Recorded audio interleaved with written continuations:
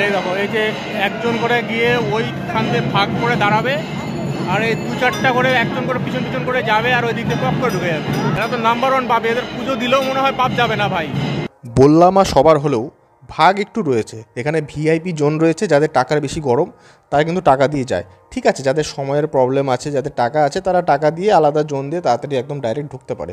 আর যাদের টাকা নেই, যারা সাধারণ মানুষ হিসেবে মাকে পেতে চান, তারা একটু লাইনে দাঁড়িয়ে একটু পেশেন্স নিয়ে ঢোকেন। এই দুই দিকে ঠিক আছে, কিন্তু আরেকটা কিছু পাবলিক রয়েছে যাদেরকে জয়গুরু নাম করে পাছায় কেতিয়ে লাত মারতে ইচ্ছা করে। তারা কি করে জানেন? তারা টাকাও দেবে না, টিকিটও কাটবে না ঠিকঠাক। কি করবে? লাইনের মাঝখানে এখানে ওখানে ঘুষতে ঘুষতে ঢোকার চেষ্টা করবে। এই ভিডিওটা দেখুন, আমার ল্যাঙ্গুয়েজ আমি একটু উগ্রভাবে বলেছি ঠিকই, কিন্তু এই ভিডিওটা দেখে নিয়ে তারপর আপনারা বলুন আমি কোনো ভুল কথা বললাম কিনা। এই দেখো, এই যে একজন করে গিয়ে ওইখান থেকে ভাগ করে দাঁড়াবে, আর এই দু চারটা করে একজন করে পিছন পিছন করে যাবে, আর ওই দিক থেকে পপ করে ঢুকে যাবে। কোনো লাইনে দাঁড়ানোর কোনো ইচ্ছা নাই, কিচ্ছু নাই ভাই। এভাবে কেন এরা ঠাকুর পুজো দিতে আসে ভগবান জানে। আর এইদিকে ঘন্টার পর ঘন্টা সবাই দাঁড়িয়ে আছে, লাইন দিয়ে দিয়ে দু চারটা লাইন হয়েছে ভিতরে। আর এই যে ওরা ঢুকলো একটা করে, ব্যাস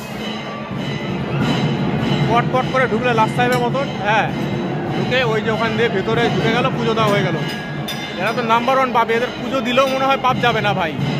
এভাবে কেউ পুজো দেয়? ঠাকুর সব জায়গায় আছে, বাড়িতে বসে থাকো।